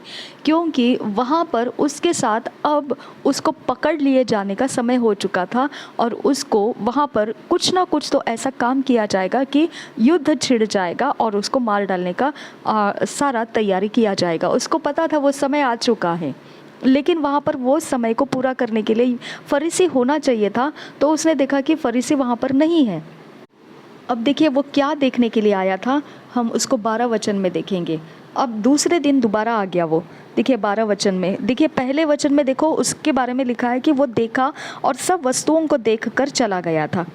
ठीक है, फरीसी वहाँ पर नहीं थे, यानी कि वो समय को देख रहा था कि उसका मारने के लिए, पकड़ लिए जाने के लिए जो एक काम बाकी था वो काम उस दिन नहीं हुआ, यानी वो समय नहीं था। वो क्या काम था हम देखेंगे, वो क्या काम होना चाहिए था। देखिए 12 वचन में, दूसरे दिन जब वह बेतनिय्याह से निकले तो उसको भूख लगी। वह दूर से अंजीर का एक हरा पेड़ देखकर निकट गया कि क्या जाने उसमें कुछ पाए, पर पत्तों को छोड़ कुछ न पाया, क्योंकि फल का समय न था। इस पर उसने उससे कहा, अब से कोई तेरा फल कभी न खाए। और उसके चेले सुन रहे थे। और फिर देखिए तीसरे दिन दोबारा आ गया। ठीक है, देखिए यहाँ पे दूसरे दिन के बारे में बताया गया कि वो रास्ते में चल रहा था। ठीक है, उसी वक्त में 15 वचन में देखिए क्या लिखा है, फिर वे यरूशलेम में आए। अब दोबारा आ गया। 11 वचन में क्या लिखा है, वह यरूशलेम में पहुंचकर उसने क्या किया, सब वस्तुओं को देखा, चारों ओर सब वस्तुओं को देखकर चला गया। ठीक है, अब वहाँ से देखिए दूसरे दिन दोबारा 15 वचन में लिखा है कि वो फिर यरूशलेम में आ गए और वह मंदिर में गया। और देखिए क्या उसको गुस्सा दिलाने वाला बात होना था, वो गुस्सा दिलाने वाला बात उसको टाइमिंग बता रहा था कि अब इसके बाद क्या होगा, ये एक काम पूरा हो गया, अब उसका पकड़वाया जाने का कितना समय बाकी है, वो काम के लिए उसका इंतज़ार था। समझ में आया? तो अब वो काम क्या था, ये था। और वहाँ जो लेन देन का कर रहे थे उन्हें बाहर निकालने लगा और सराफों की पीढ़े और कबूतर बेचने वालों की चौकियां उलट दी और मंदिर में से किसी को बर्तन लेकर आने जाने न दिया। और उपदेश करके उनसे कहा, क्या यह नहीं लिखा है कि मेरा घर सब जातियों के लिए प्रार्थना का घर कहलाएगा? पर तुमने इसे डाकुओं की खो बना दी है। यहाँ देखिए 18 वचन में आपको मालूम पड़ेगा ये एक टाइमिंग था, यीशु मसीह इंतज़ार कर रहा था, उसके पकड़वाए जाने के पहले ये होना ज़रूरी था। देखिए 18 वचन में उसके बारे में लिखा है, यह सुनकर प्रधान याजक और शास्त्री उसके नाश करने का अवसर ढूंढने लगे। आपका शुरू हो गया टाइम, यानी यीशु मसीह को वो एक इंसिडेंट कंप्लीट करना था, वो एक इवेंट कंप्लीट करना था। वो इवेंट जब कंप्लीट हो जाएगा तब क्या हो जाएगा, नाश करने का अवसर ढूंढने लगे शास्त्री और फरीसी। समझ में आया? क्योंकि वे उससे डरते थे, इसलिए कि सब लोग उसके उपदेश से चकित होते थे। सांझ होते ही वे नगर से बाहर चले गए।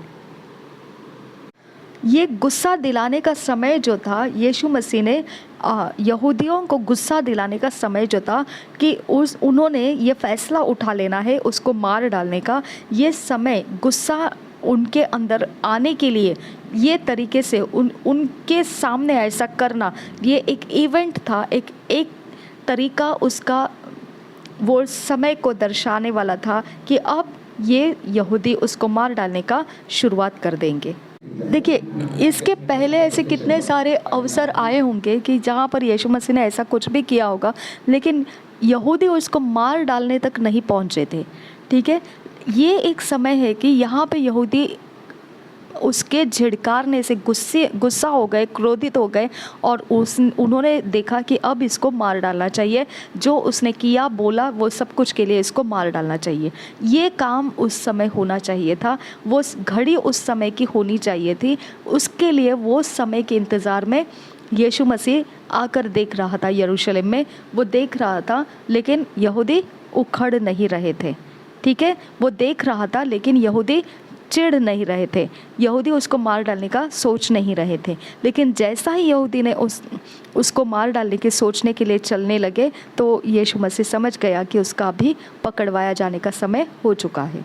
अब देखिए ये उखड़े हुए यहूदियों ने उसको क्या किया, उसको पकड़ा और उसके ऊपर इल्ज़ाम लगा दिया और उसको बंदी गृह में डाल दिया। बंदी गृह में एक इंसान उसको मिला यीशु मसीह को, वो था बरअब्बास। ठीक है, बरअब्बास खुद भी एक दानव था। अब देखिए यहूदी का ये करना आपको पुराने नियम के साथ कैसे समानता में आपको मिलेगा, इसके बारे में देखिए यहाँ पे क्या होने वाला था बरअब्बास और यीशु मसीह के साथ।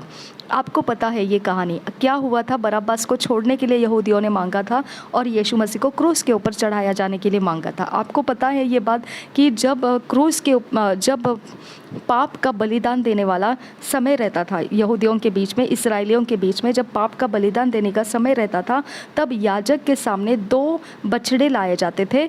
उन बछड़ों में से उन भेड़ मतलब उन पशुओं में से, ठीक है, वो पशुओं में से दो पशुओं में से ऐसे किया जाता था कि उनको एक कपड़े में लपेट कर नीचे छोड़ दिया जाता था। अब वो बछड़े या वो पशु जिस दिशा में जाएगा, अगर वो जंगल के दिशा में जाएगा तो उसको जंगल में के दिशा में जाने के लिए छोड़ा जाएगा। अगर वो जंगल के दिशा में नहीं जाएगा तो उसको बलिदान करने के लिए इस्तेमाल किया जाएगा। तो वो उनके मर्ज़ी से सिलेक्ट करने के लिए देते थे कि वो बछड़ा कौन से दिशा, वो पशु कौन से दिशा में जाना चाहता है, उस दिशा के तरफ सिर्फ वो चुनाव करते थे किसको बलिदान में चढ़ाना है और किसके ऊपर हाथ रख के सारे इसराइलियों के पाप को बोल देना है याजक ने, और फिर उसके पाप के साथ उसको जंगल में छोड़ देना है।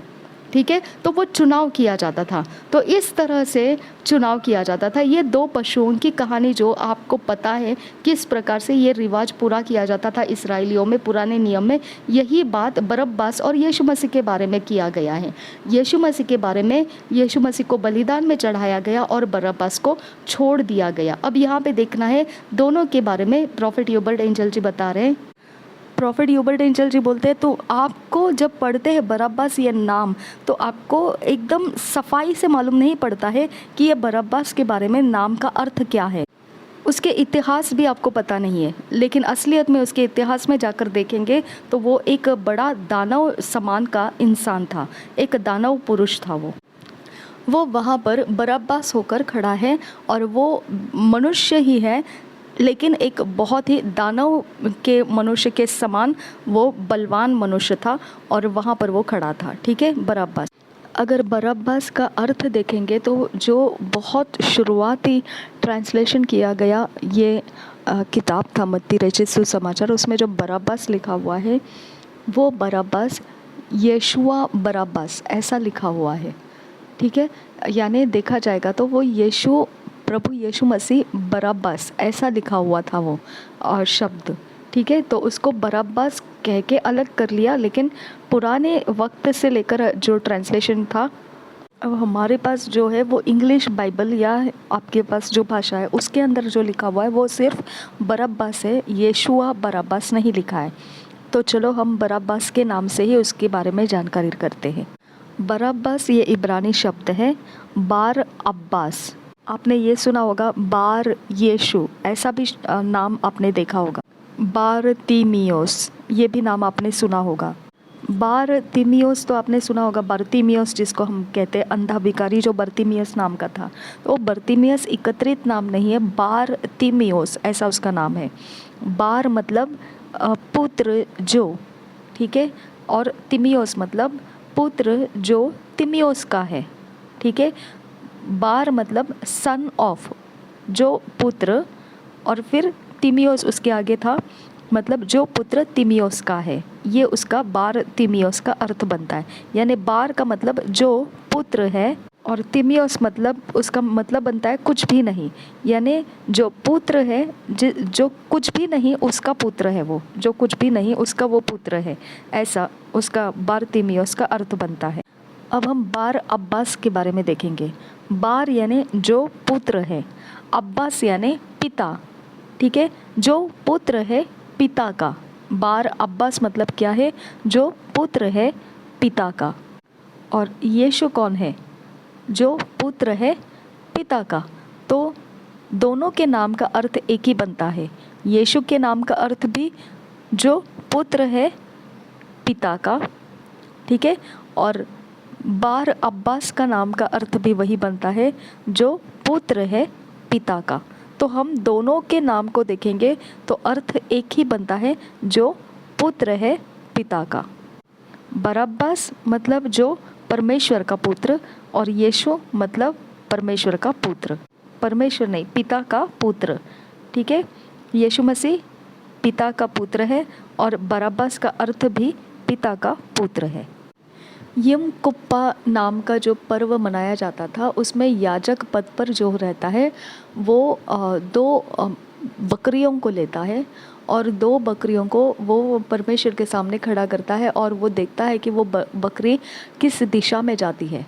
ठीक है, और दोनों जो भेड़ा रहते हैं, जो बकरी है वो भेड़ा रहते थे, और याजक उसको दो अलग अलग जगह में रखता था, एक दाहिने ओर और एक बाईं ओर। और देखने में और उनके सारे चरित्र मतलब जो रचना थी वो देखने में बिल्कुल दोनों समानता में रहते हैं। एक ही रंग, एक ही ऊंची और एक ही प्रकार का उनका शरीर का रचना रहेगा, ऐसे वो दो भेड़ा रहते थे। और ये याजक क्या करते थे, जो एक थैली लेते थे, उनके अंदर दो पत्थर रखते थे। ठीक है, और वो पत्थर को ये थैली में से निकाला जाता था और वो ऐसे फेंक दिए जाते थे, जो जिस दिशा में जो पत्थर जाएगा वो भेड़ा, अगर याजक के समझो लोग ऐसे करते थे कि वो पत्थर में से जिस दिशा में याजक के कौन से दिशा में कौन सा पत्थर गया, वो भेड़ा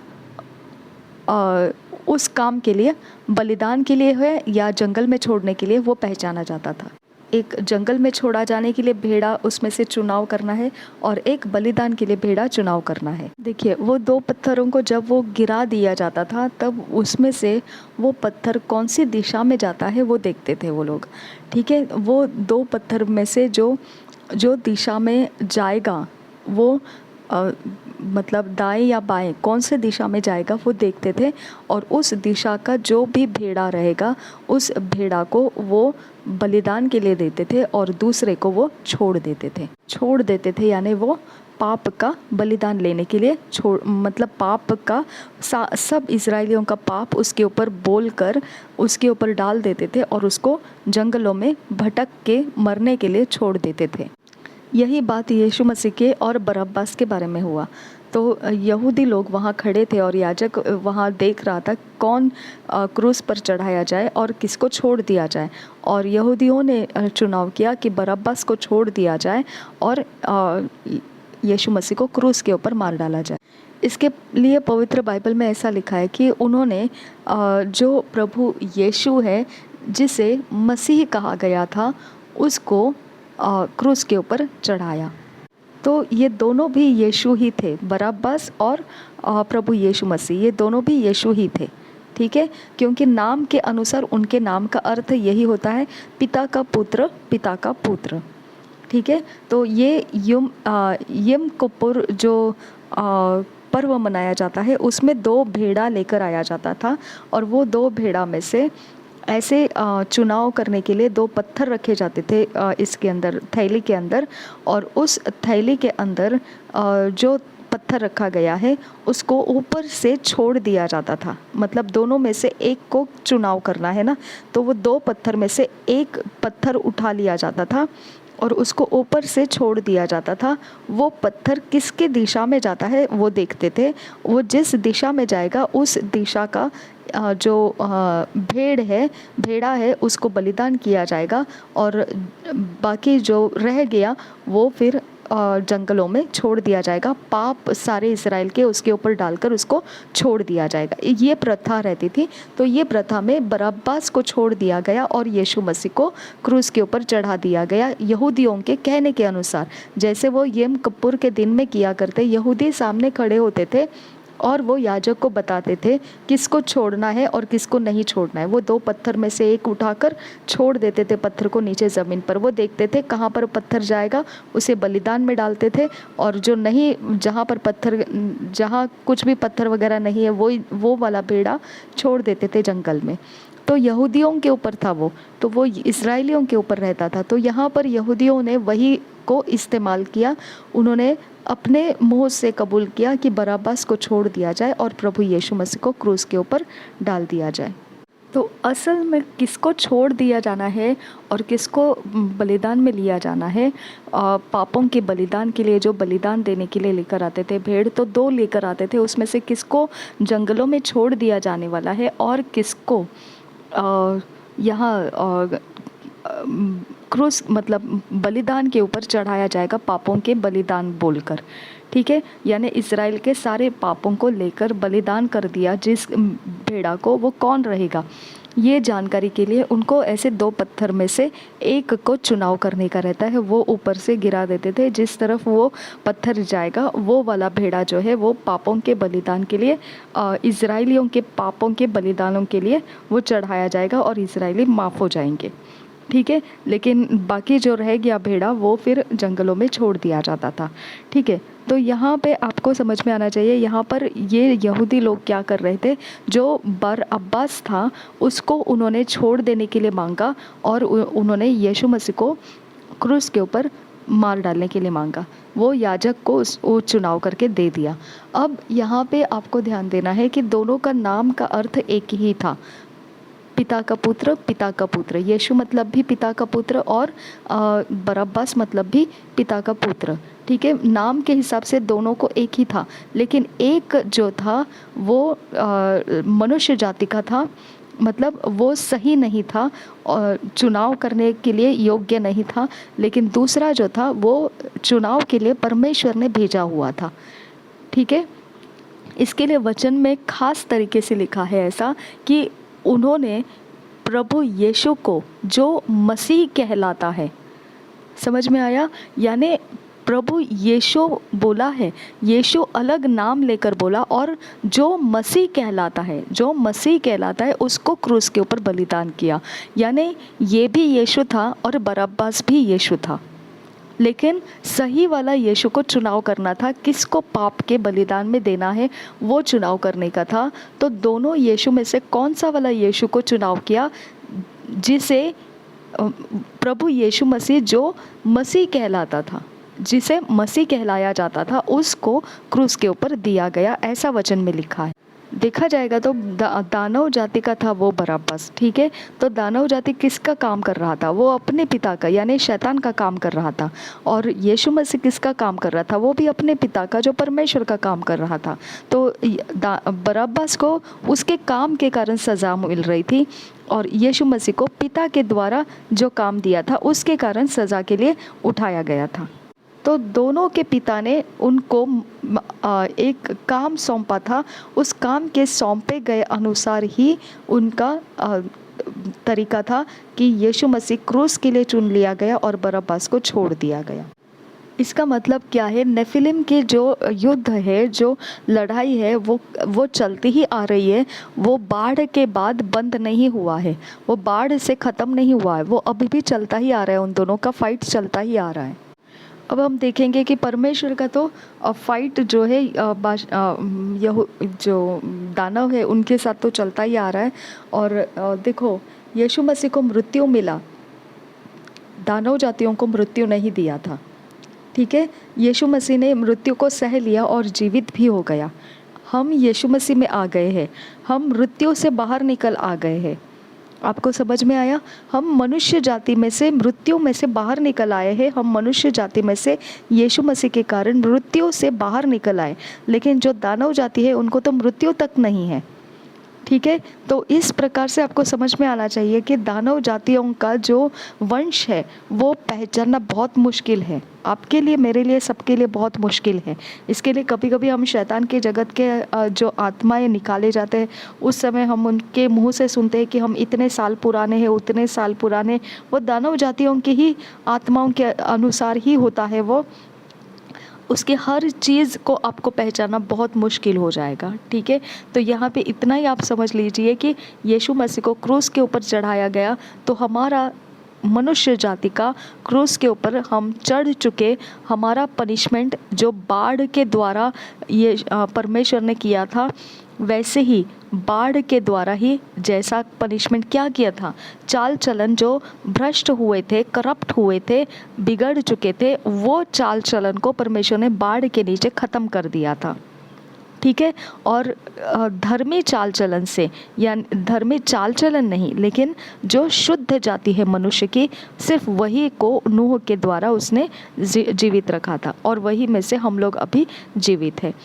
अब यहाँ पे आपको परमेश्वर का ध्यान रखना ज़रूरी है कि यीशु मसीह को क्रूस के ऊपर डालने से हमारे शरीर का जो भी चाल चलन था, बिगड़ा हुआ था, वो सब चाल चलन का पनिशमेंट यीशु मसीह ने ले लिया है, ठीक है।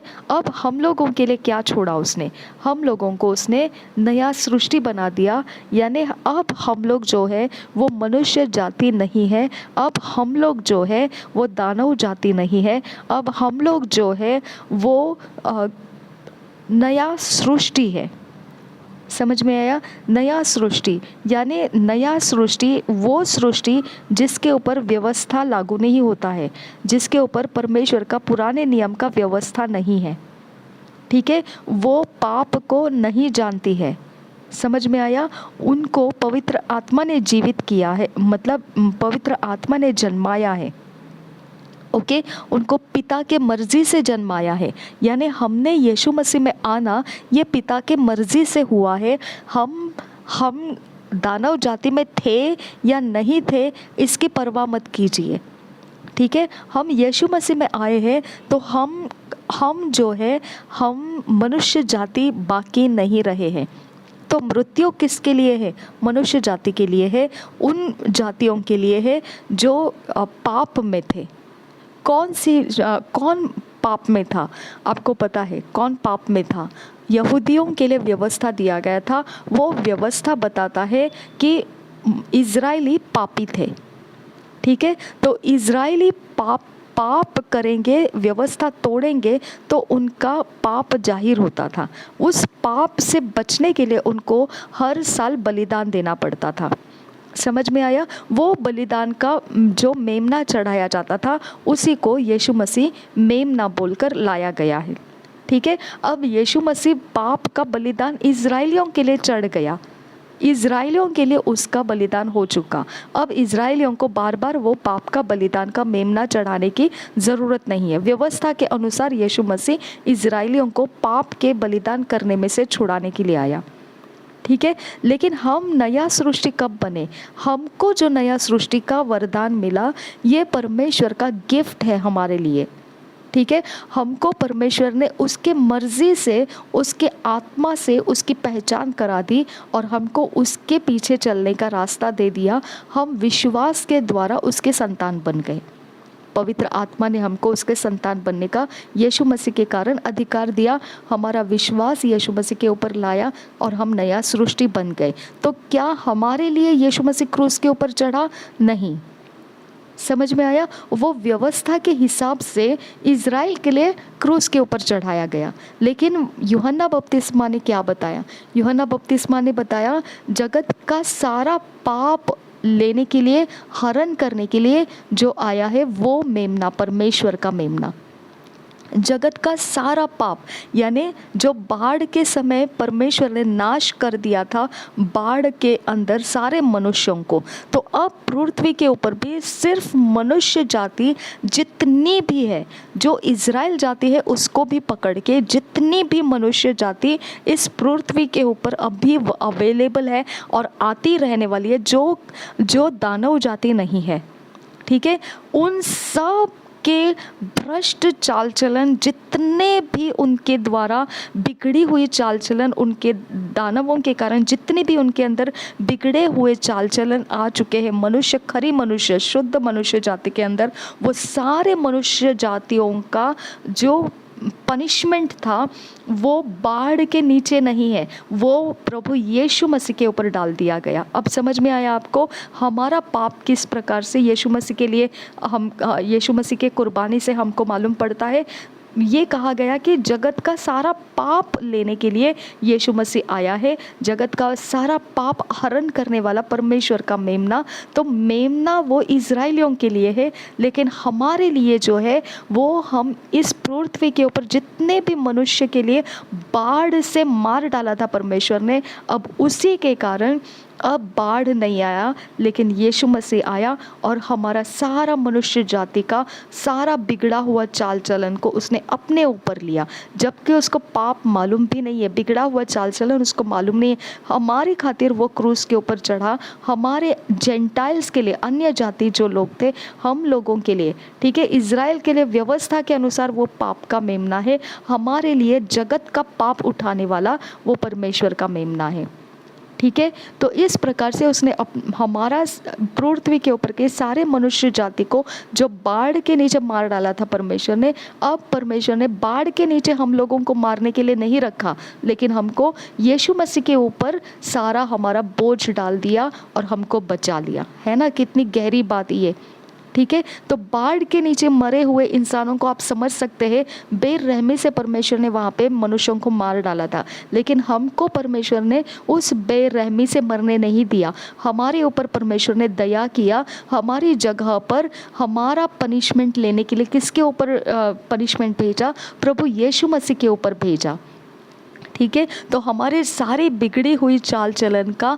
सारा जो हमारा कुछ भी हम बिगड़े हुए चाल चलन का, कोई भी शरीर का किसी भी प्रकार से हमारा अवस्था है जगत के अंदर, वो सब कुछ जब हम यीशु मसीह के ऊपर डाल देते हैं तो क्या हो जाता है? यीशु मसीह उसका बलिदान पूरा करता है और मर जाता है, और तीसरे दिन उसके बाद वो जी उठता है, और उसी प्रकार से हम पानी के बपतिस्मा से मर जाते हैं और हम पानी के ऊपर आने से नया सृष्टि होकर, नए शरीर के साथ, नए आत्मा के साथ, नए हृदय के साथ हम नया मनुष्य, जो मनुष्य जाति नहीं है, नया सृष्टि है, वो परमेश्वर के संतान है। वो आपको समझ में आया? अब हमारी क्वालिफिकेशन, हमारा जो कुवत है वो मनुष्य जाति के कुवत के अनुसार नहीं रहेगा। आपको समझ में आया? जब स्वर्गदूतों ने जब मनुष्य पुत्रियों को विवाह कर लिया तो उनका बल जो उनके बच्चों में दिखाई दिया वो शूरवीर के समान और बहुत इंटेलिजेंट ऐसी जाति और बहुत प्रचलित, फेमस थी उनके सारी कारीगरी में, ठीक है। तो आप फ़र्क समझिए, जब उनके बीच में ये फ़र्क है तो मनुष्य उसका सामना नहीं कर सकते थे। साधारण मनुष्य के हाथ के बाहर की बातें वो जायंट्स लोग थे, दानव लोग थे, ठीक है। उनके सामने हम लोग कुछ भी नहीं कर सकते, ऐसे प्रकार के वो दानव थे, मनुष्य के कुवत से बाहर थे वो लोग, ठीक है। लेकिन अब जब हम परमेश्वर के संतान बन गए तो इसका मतलब क्या है, परमेश्वर के आत्मा ने हमको जन्म दिया है। समझ में आया? स्वर्गदूतों ने मनुष्य पुत्रियों से विवाह करके दानव जैसे जायंट एकदम शूरवीर तैयार किए। तो आप समझिए, परमेश्वर के आत्मा के द्वारा हम जन्माए जाने वाले बच्चे जो है वो जायंट के भी ऊंचे पावरफुल है, क्योंकि जायंट को बनाने मतलब उत्पन्न करने वाला स्वर्गदूत परमेश्वर के स्वर्गदूत थे, यानी परमेश्वर ने उनको सृष्टि किया था, तो वो परमेश्वर से बलवान नहीं हो सकते। हम परमेश्वर के संतान है, डायरेक्टली हम परमेश्वर के क्रिएशन है, हम परमेश्वर के बच्चे हैं। तो हम हमारे अंदर का कुवत जो है वो परमेश्वर का कुवत है, इसके लिए हम उन दानवों से भी ज़्यादा सामर्थी है। समझ में आया? हम उनसे भी ज़्यादा बलवान हैं। हमारा बल उन सब मनुष्यों से अलग है। हम जो कुछ भी करेंगे स्वर्गदूतों की सहायता से करेंगे, और हमारा बल लूसीफर के स्वर्गदूतों से भी ज़्यादा बलवान रहेगा, क्योंकि हमारा डायरेक्ट बल देने वाला कांटेक्ट हमारा स्वर्गदूत जो है वो परमेश्वर की ओर से है, ठीक है। और लूसीफर के लिए तो बैन कर दिया परमेश्वर ने, ठीक है। वो सब जगह नहीं हो सकता है, उसको रोक दिया परमेश्वर ने। वो सारा शक्ति लेकर नहीं चल सकता है, उसके अंदर कुवत कम कर दी परमेश्वर ने। लेकिन हमारे साथ जो परमेश्वर है, जो हमारा निर्माण करता है, सृष्टि करता है, वो हमको पूरी कुवत में हमको चलाता है, उसकी पूरी संपूर्णता में हमको चलाता है। तो आप समझिए कि लूसीफर से भी ज़्यादा बलवान हम परमेश्वर के संतान हैं। अब समझ में आया आपको? और हमारे पाप यीशु मसीह ने क्रूस के ऊपर उसके पनिशमेंट्स को लिया। इसके लिए अभी बाढ़ का जो सिचुएशन था वो टाइप का नाश परमेश्वर ने हम मनुष्यों के साथ नहीं किया। हमको दया बख्शा परमेश्वर ने, और उसका आत्मा देकर वो सारे बिगड़े चाल चलन से हमको बाहर निकाल लिया। ये कारण से अब हम परमेश्वर को समझने लगे। अब पाप के साथ हमारा कोई रिश्ता नहीं है। आपको समझ में आया? नहीं तो हमको पनिशमेंट था, बाढ़ वालों को पनिशमेंट दे दिया था परमेश्वर ने। हमको कैसे बख्शता वो, हमको भी वो मार डाल सकता था, ख़त्म कर सकता था। लेकिन उसकी दया के कारण हमको उसने क्या किया, वो पनिशमेंट के अनुसार बर्ताव नहीं किया। हमको बोला कि तुम यीशु मसीह के ऊपर विश्वास करने वाला आत्मा उसने हमको दिया। हमने उस आत्मा के खातिर यीशु मसीह के ऊपर विश्वास किया, अपने बल से नहीं किया, अपने दिमागदारी से नहीं किया। वो आत्मा ने हमारे अंदर प्रवेश करके हमको विश्वास लाया। उस आत्मा का सब काम चल रहा है हमारे अंदर। वो आत्मा अगर निकाल दिया गया ना तो हम कुछ भी नहीं रहेंगे, सब खत्म हो जाएगा। अभी समझ में आया? तो हम उस परमेश्वर के आत्मा के कारण मसीही बने हैं, और अगर ये आत्मा हमारे अंदर मसीही हमको बना दिया है तो ये आत्मा जिम्मेदारी उठाता है कि हमको यीशु मसीह के चरित्र में बनाए रखना है, यीशु मसीह के पीछे लेकर चलना है, ताकि हम यीशु मसीह के आगमन में उठा लिए जाएंगे। समझ में आया? अब यीशु मसीह के आगमन में उठा लिए जाने तक ही हम पवित्र आत्मा के साथ रहेंगे। अगर हम उसकी नहीं मानेंगे और हम दुनियादारी के चक्कर में फंसने की कोशिश करेंगे तो वो आत्मा उसके बाद हमको हेल्प के लिए मौजूद नहीं रहेगा। सब कुछ ख़त्म हो जाएगा। ना आप मसीह रहेंगे, ना आप शैतानी जगत के रहेंगे, ना आपको मृत्यु आएगा, और ना आप उस समय को बर्दाश्त कर पाएंगे। तो बेहतर है पवित्र आत्मा की सुनिए और पवित्र आत्मा के पीछे नम्रता के साथ चलते रहिए, क्योंकि इसके अलावा अब हमारे पास दूसरा बचने का कोई रास्ता नहीं है। ये एक रास्ता था और वो परमेश्वर ने हमारे ज़िंदगी में पूरा किया है।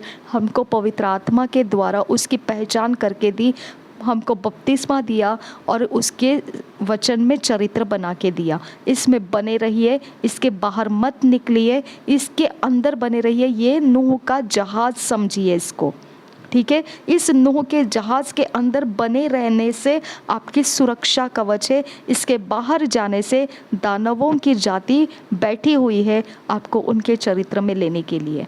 और अगर उनके चरित्र में जाकर आनंद करते रहोगे तो खाएंगे, पिएंगे, मौज करेंगे, मस्ती करेंगे, शादी करेंगे, ब्याह करेंगे और सब कुछ दुनियादारी करेंगे और यीशु मसीह के आगमन में उठा लिए नहीं जाएंगे। फिर उनके बाद का, उनके साथ का सताव भी तुमको सहना पड़ेगा।